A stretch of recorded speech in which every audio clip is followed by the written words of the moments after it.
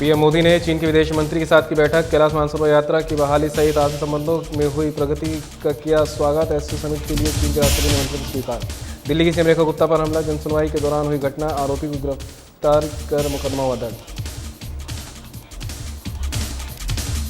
दिल्ली की मुख्यमंत्री रेखा गुप्ता पर जनसुनवाई के दौरान हमला, दिल्ली के बीजेपी अध्यक्ष वीरेंद्र सचदेवा ने साझा की जानकारी। राजनीति में इस तरह की घटनाओं का होना निंदनीय है।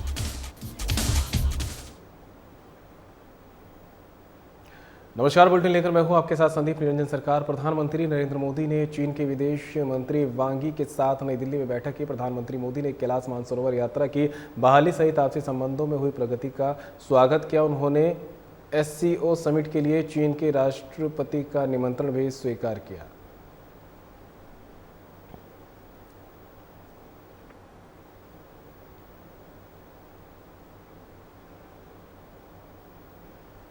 एनडीए के उपराष्ट्रपति उम्मीदवार सीपी राधाकृष्णन ने बुधवार को नामांकन दाखिल किया, जिसमें पीएम मोदी प्रस्तावक बने। नामांकन के दौरान अमित शाह, राजनाथ सिंह, जेपी नड्डा और सहयोगी दलों के नेता मौजूद रहे। नामांकन से पहले राधाकृष्णन ने संसद परिसर में महात्मा गांधी को पुष्पांजलि अर्पित की।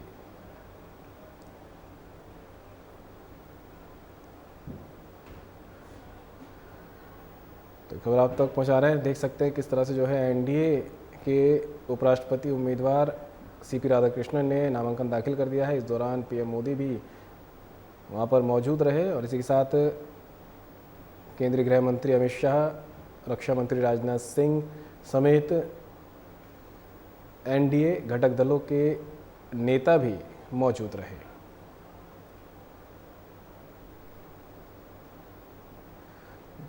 तो सीपी राधाकृष्णन ने उपराष्ट्रपति उम्मीदवार के तौर पर अपना नामांकन आज दाखिल कर दिया है। एनडीए के कई बड़े नेता इस दौरान मौजूद रहे, खुद पीएम मोदी भी इस दौरान साथ में रहे। तस्वीर आप देख सकते हैं कि एनडीए के उपराष्ट्रपति उम्मीदवार सीपी राधाकृष्णन ने अपना यहां पर नामांकन दाखिल किया है। पीएम मोदी, रक्षा मंत्री राजनाथ सिंह समेत एनडीए घटक दलों के दिग्गज नेता भी मौजूद रहे।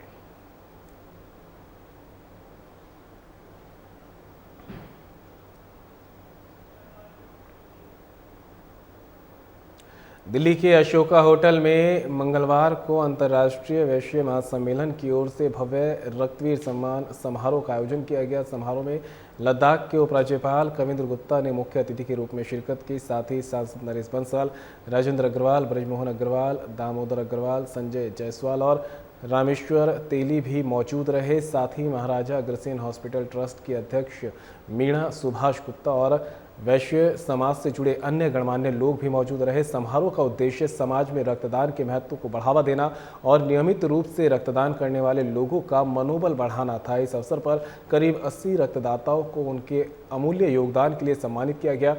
कार्यक्रम में 2 श्रेणियां रखी गई थी। पहली श्रेणी में उन रक्तदाताओं को रक्तवीर सम्मान दिया गया जिन्होंने 50 बार रक्तदान किया हो, जबकि दूसरी श्रेणी में महारक्तवीर पुरस्कार उन लोगों को दिया गया जिन्होंने 100 से ज़्यादा बार रक्तदान करके समाज की सेवा की। कार्यक्रम को सफल बनाने में स्वागत समिति का बड़ा योगदान रहा। स्वागत समिति के अध्यक्ष सुनील गुप्ता ने सभी आगंतुकों और अतिथियों का स्वागत किया। वहीं मंच संचालन की जिम्मेदारी अशोक गुप्ता ने निभाई। तेलंगाना बहुत ही सुंदर अंदाज है। आज के जो इस कार्यक्रम का सबसे बड़ा जो हिस्सा है, जिनके कारण से ये इस कार्यक्रम का आयोजन किया गया, हमारे सभी रक्तवीर और महारक्तवीर, और हमारे एक छोटे दोस्त भी हैं दीपक अग्रवाल जी, जो समय समय पर एक लोगों के बीच से हमें मिलाते रहते हैं, फ़ोन करवाते रहते हैं, जिसके कारण से मेरा भी इंटरनेशनल वैश्य फेडरेशन से संबंध बना रहता है। आज की इस कार्यक्रम में वैश्य समाज द्वारा जो आयोजित किया गया है, कोई छोटी बात नहीं है।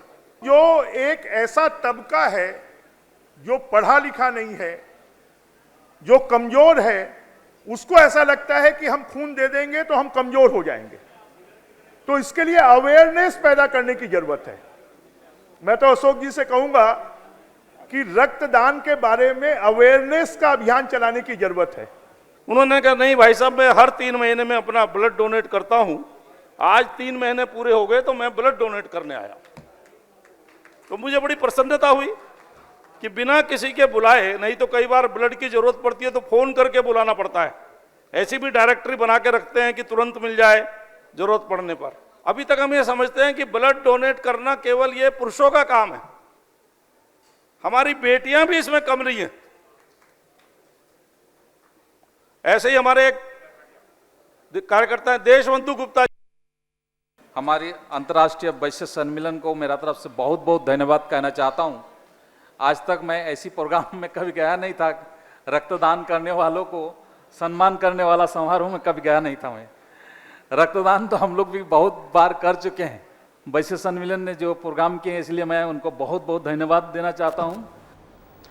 दिल्ली की सीएम रेखा गुप्ता पर उस वक्त एक शख्स ने हमला कर दिया जब वो जनसुनवाई में लोगों की समस्याएं सुन रही थी, जिसके बाद सियासी गलियारे समेत पूरी दिल्ली में हलचल तेज हो गई। देखिए रिपोर्ट।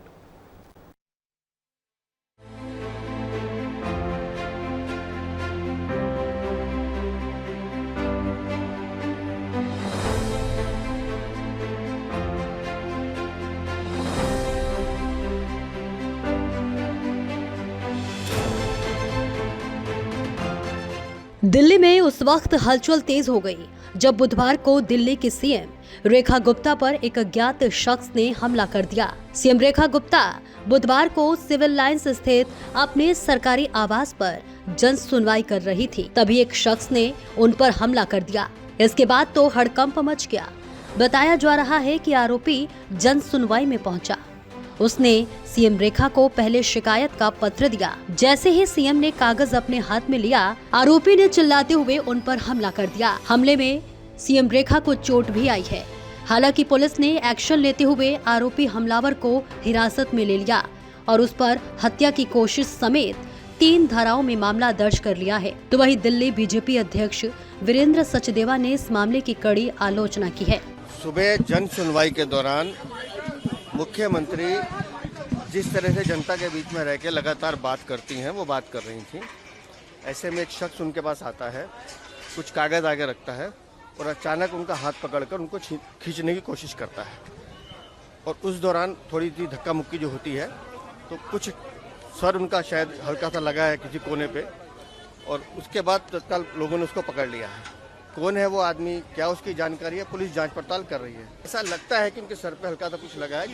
अब वो कोना टेबल नहीं, पत्थर थप्पड़ जो चला रहे हैं वो फैब्रिकेटेड है, लेकिन टेबल का कोई कोना या कुर्सी का कुछ कोना सर पे जरूर ऐसा लगता लगा है, जिसकी उनको शिकायत चल रही है। लेकिन मुख्यमंत्री बहादुर महिला है, हमारी बहन है, स्थिर है, थोड़ी मुझे लगता है और थोड़ा सा समय दीजिए। वीरेंद्र सचदेवा ने बताया कि डॉक्टरों का कहना है कि सीएम की हालत स्थिर है, लेकिन इस हमले के बाद उन्हें सदमा लगा है। मुख्यमंत्री की हालत अभी स्थिर है, डॉक्टर्स उनको देख चुके हैं। सदमा जरूर लगा है जिससे उनको थोड़ी चिंता हुई है, लेकिन हमने मुख्यमंत्री से मैं मिलकर आया हूँ और उस बहन को, मजबूत महिला है वो जानती हैं कि उनकी कमिटमेंट दिल्ली के लिए है और उन्होंने इस बात को स्वीकार किया है कि मैं अपने रोजमर्रा के कामों से नहीं रुकूंगा। इस तरह की कोई मंशा अगर होगी तो पुलिस की जांच में सामने आएगा। लेकिन एक बात तो ये है कि राजनीति में इस तरह की घटनाओं का होना निंदनीय है, और जिस तरह की घटना इस बहन मुख्यमंत्री के साथ हुई है, मैंने जैसे सुबह भी कहा है, मैंने जैसे सुबह भी कहा है कि ये बहन हमारी 18 घंटे जनता के बीच में काम करती है और इनके स्वभाव में है कि ये जनता से जाके मिलती हैं। तो उसका अवसर उस अपराधी ने उठाने की कोशिश की है, क्योंकि इनका स्वभाव है कि ये प्यार से तो भाई बहन करके जैसे मिलती हैं, उसका अवसर उठाने की कोशिश की है। लेकिन पुलिस जांच कर रही है, जो भी दोषी होंगे या इसके पीछे जो लोग होंगे सामने आने पे आपके सामने रखें। सीएम रेखा गुप्ता पर हुए हमले की बीजेपी के नेताओं ने कड़ी निंदा की है। दिल्ली सरकार में मंत्री कपिल मिश्रा का कहना है कि ये कोई साधारण हमला नहीं, बल्कि नफरत से भरा हमला था। तो वही कैबिनेट मंत्री मनजिंदर सिंह सिरसा ने कहा कि सीएम दिल्ली की चिंता करती हैं, जो विरोधियों से बर्दाश्त नहीं होती। सिरसा ने हमले को राजनीति से प्रेरित बताया है। ये कोई साधारण हमला नहीं है, ये कोई साधारण हमला नहीं है। जो हमला हुआ है बहुत ही नफरत से भरा हुआ, और एक तरह से ऐसा लग रहा है कि व्यक्ति जो है वो बहुत खराब इरादे के साथ, बहुत ही बुरे इरादे के साथ वो व्यक्ति आया था। हमला साधारण हमला नहीं है, बहुत ही गंभीर हमला है। मुख्यमंत्री जी को ज़मीन पर गिराकर मारने का प्रयास किया गया है। विभत्स हमला, हमने इस प्रकार का हमला दिल्ली की राजनीति में कभी नहीं देखा है, कभी नहीं देखा इस प्रकार का हमला किसी भी व्यक्ति पर। और एक महिला मुख्यमंत्री जो कि रात दिन केवल दिल्ली की सेवा में लगी हैं, जिनके घर के दरवाजे दिल्ली वालों के लिए खुले हैं और जो जनता से मिलने के लिए अपने बीच में कोई भी सुरक्षा नहीं रखती हैं, बिल्कुल सीधे जनता के साथ संवाद करती हैं। इस व्यक्ति ने पहले रेकी की है, वीडियोस बनाए हैं और उसके बाद साजिश करके पूरी तरह, और ये अकेला नहीं हो सकता, ये व्यक्ति डेफिनेटली इसके साथ और लोग शामिल हैं, जिसकी जांच दिल्ली पुलिस कर रही है। इस प्रकार का कोई भी हमला मुख्यमंत्री जी को ना रोक सकता है ना कमज़ोर कर सकता है। मुख्यमंत्री जी का मनोबल मजबूत है, जन सेवा के लिए, जन सुनवाई के लिए, अपने कामों के लिए पूरी तरह कमिटेड है। इस प्रकार का कोई भी काम रुकेगा नहीं। मैं इसके बारे में आज कोई राजनीतिक टिप्पणी नहीं करना चाहता, मैं केवल 3 बातें कहना चाहता हूँ। एक, कि हमला बहुत भयानक है, गंभीर हमला हुआ है, हल्का हमला नहीं है कि कोई सोचे कि कोई राजनीतिक विरोध था। ये मारने की नीयत के साथ हमला किया गया है। दूसरी बात यह है कि साजिश करके, प्लान करके किया गया है। और तीसरी बात यह है कि मुख्यमंत्री महोदया का मनोबल पूरी तरह से मजबूत है और इस हमले से, इस प्रकार के कृत्य से और ज़्यादा मजबूत हुआ है। माननीय मुख्यमंत्री जी के ऊपर जन सुनवाई के दौरान जो हमला किया गया, मैं इसकी कड़े शब्दों में निंदा करता हूं। माननीय मुख्यमंत्री जी दिल्ली की रात दिन चिंता करती हैं और यही विरोधियों की साजिशें हैं। उनसे ये बर्दाश्त नहीं होता कि एक मुख्यमंत्री कितने घंटे पब्लिक के बीच में रहता है, जनता को आमतौर पर मिलते हैं, अपने निवास स्थान पर जिसका दिल करता हो आके मिल सकता है। यही कारण है कि इसके पीछे कोई राजनीतिक साजिश की बू आ रही है। जल्द ही दिल्ली पुलिस इसकी इन्वेस्टिगेशन कर रही है, सारे तथ्य सामने आएंगे। हालांकि सीएम रेखा गुप्ता पर हुए हमले की विरोधियों ने भी निंदा की है। दिल्ली के पूर्व सीएम अरविंद केजरीवाल ने सोशल मीडिया पर पोस्ट करते हुए लिखा, दिल्ली की मुख्यमंत्री रेखा गुप्ता पर हुआ हमला बेहद निंदनीय है। लोकतांत्रिक व्यवस्था में विचारों का मतभेद और विरोध स्वीकार्य है, लेकिन हिंसा के लिए कोई स्थान नहीं हो सकता। मुझे विश्वास है कि दिल्ली पुलिस उचित कार्रवाई करेगी। आशा है कि मुख्यमंत्री पूरी तरह सुरक्षित और स्वस्थ हों। तो वहीं दिल्ली के पूर्व कैबिनेट मंत्री सौरभ भारद्वाज ने भी हमले की निंदा की है और जल्द मामले में उचित कार्रवाई की मांग की है। दिल्ली के मुख्यमंत्री रेखा गुप्ता जी के ऊपर किसी ने हमला किया, थप्पड़ मारने की कोशिश की। मेरा मानना ये है कि ये पूरी तरीके से निंदनीय है। किसी भी तरीके की हिंसा का हमारे समाज में और हमारे देश में बिल्कुल स्थान नहीं है। और ये बात आज नहीं, ये बात महात्मा गांधी जी ने हमें आज से 100 साल पहले सिखाई थी। सवाल ये है कि वो कौन से दल हैं, वो कौन सी विचारधारा है जो देश में और समाज में हिंसा को बढ़ावा दे रही है, हिंसा को पैटर्नाइज कर रही है, वायलेंस को पैटर्नाइज कर रही है। जब अरविंद केजरीवाल जी के ऊपर हमले हुए, भारतीय जनता पार्टी के प्रवक्ता ने ये कहा, साहब दिल्ली के लोग बहुत नाराज हैं इसलिए अरविंद केजरीवाल के ऊपर हमले किए गए। हम ये नहीं कहेंगे कि रेखा गुप्ता जी से दिल्ली की जनता नाराज है इसलिए हमले किए, नहीं। मैं मानता हूं कि रेखा गुप्ता जी से दिल्ली के लोग नाराज हैं, मगर फिर भी नाराजगी का मतलब ये नहीं है कि आप किसी के ऊपर हिंसा करें, हमला करें। ये पूरी तरीके से गलत है। मगर मैं भारतीय जनता पार्टी को ये कहना चाहता हूं कि आज हम लोग बड़े दिल से आपका साथ दे रहे हैं, क्योंकि हम लोग ये नहीं सोचते कि हमला भारतीय जनता पार्टी पे हुआ या कांग्रेस पे हुआ या हम पे हुआ। इन प्रिंसिपल वायलेंस गलत है और हम और तमाम पार्टियों को इसकी निंदा करनी चाहिए। आरोपी की पहचान राजेश भाई खिमजी भाई सकरिया के रूप में हुई है, जो गुजरात के राजकोट का रहने वाला है। आरोपी की उम्र 41 साल है। आरोपी की मां का कहना है कि राजेश पशु प्रेमी है और जब से सुप्रीम कोर्ट का आवारा कुत्तों को लेकर फैसला सामने आया है तभी से वो परेशान रहता था। माना ये भी जा रहा है राजेश जो पत्र लेकर सीएम रेखा गुप्ता के पास गया था वो कुत्तों पर दिए फैसले से ही जुड़ा था। बताया ये भी जा रहा है कि वो जेल में बंद अपने रिश्तेदार की रिहाई मांग वाली एक याचिका लेकर आया था।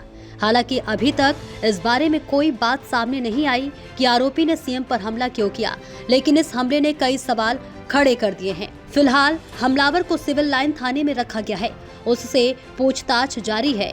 आरोपी के हाथ में कोर्ट के कुछ कागजात मिले हैं। कहा यह भी जा रहा है कि आरोपी ने पुलिस सूत्रों के मुताबिक हमलावर का कोई आपराधिक रिकॉर्ड सामने नहीं आया है। बहरहाल ये दिल्ली के सीएम की सुरक्षा में बड़ी चूक है।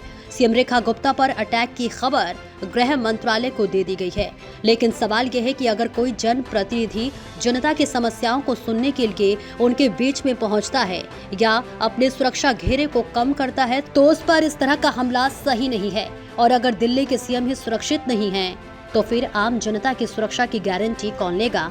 Bureau report.